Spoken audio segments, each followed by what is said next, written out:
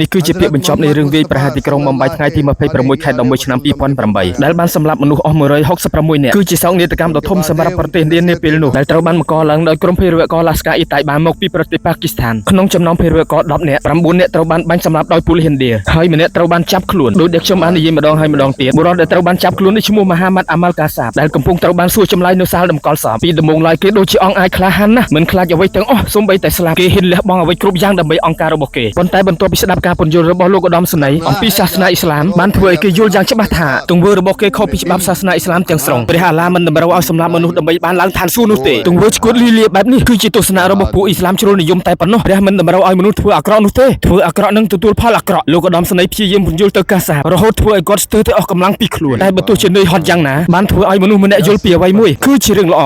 ស្ដាប់កាន់តែយល់កាសាបកាន់តែសោកស្ដាយនៅកំហុសរបស់ខ្លួនដែលបានធ្វើកន្លងមកជឿលើការលបួងលួងលោមរបស់ពួកជ្រុលនិយមធ្វើឲ្យជីវិតរបស់គេស្ថិតក្នុងទីងងឹតចាប់ពីពេលនេះតទៅទម្រាំតែដឹងខ្លួនខុសអ្វីហួសពេលអស់ទៅហើយលោកឧត្តមសេនីយ៍បានត្រឹមនិយាយឲ្យកាសាបបានយល់ប៉ុន្តែมันអាចជួយគេឲ្យរួចផុតពីទោសដែលគេបានប្រព្រឹត្តឡើយ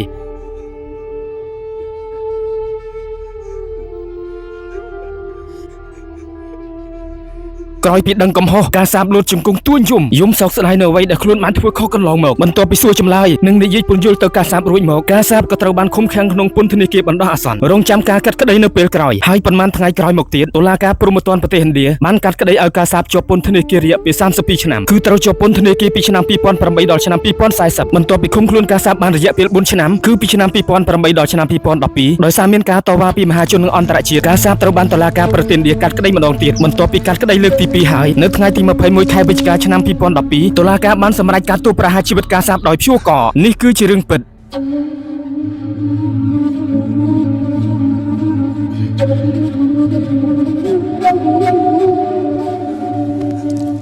កាលនៅមានសេរីភាពដូចជាអង្គអាចក្លាហានណាស់បាញ់ប្រហារជីវិតមនុស្សគ្មានត្រាប្រណីសូម្បីតែសត្វឆ្កែក៏បាញ់សម្លាប់ដែរសូម្បីតែជនស្លូតត្រង់ដួសទឹកឲ្យផឹកក៏បាញ់សម្លាប់ឪពុកនៅខាងមុខកូនឈាមឪពុកខ្ទាតប្រឡាក់មុខកូនប្រុសបាញ់សម្លាប់អ្នកជំងឺនៅក្នុងមន្ទីរពេទ្យគ្មានអាណិតអាសូរដាក់គ្រាប់បែកបំផ្ទុះឡានអ្នករត់តាក់ស៊ីយកកាំបិតអាល់កុលសម្លាប់អ្នកបើកទុកជនជាតិឥណ្ឌាទាំងរស់ទាំងនេះគឺជាឃាតកម្មដែលការសាបបានធ្វើកន្លងមកគឺជាឃាតកម្មដ៏សាហាវបំផុតមិនអាចលើកលែងឲ្យបានបន្ទាប់ពីដឹងថាថ្ងៃនេះខ្លួនត្រូវបញ្ចប់ជីវិតការសាបដូចជាតក់ស្លុតភ័យញ័ររន្ធត់ខ្លាំងណាស់គេភ័យខ្លាចនឹងការស្លាប់គេមិនរឹងមាំដូចពេលនៅមានសេរីភាពសោះគេបង្ហាញអាការៈថាគេមិនចង់ស្លាប់នោះទេតែបើទោះជាកំឬបំរាស់យ៉ាងណាក៏មិនអាចគេចផុតពីសេចក្តីស្លាប់នាពេលនេះឡើយការសាបត្រូវបានកាត់ទោសប្រហារជីវិតដោយព្យួរកនៅថ្ងៃទី21ខែវិច្ឆិកាឆ្នាំ2012នាម៉ោង 7:30 នាទីព្រឹកម៉ោងនៅប្រទេសឥណ្ឌាហើយក្រោយមកសាកសពត្រូវបានបញ្ចូលនៅក្នុងបរិវេណនៃពន្ធនាគារ Yerwada Central Jail ក្នុងទីក្រុងពូនការសាបគឺជាមនុស្សដំបូងគេដែលត្រូវបានប្រហារជីវិតនៅក្នុងប្រទេសឥណ្ឌាចាប់តាំងពីឆ្នាំ2004មានន័យថាចាប់ពីឆ្នាំ2004ដល់ឆ្នាំ2012ការសាបគឺជាមនុស្សដំបូងដែលត្រូវបានប្រហារជីវិតនៅក្នុងប្រទេសឥណ្ឌាសូមទស្សនាការប្រហារជីវិតដូចតទៅ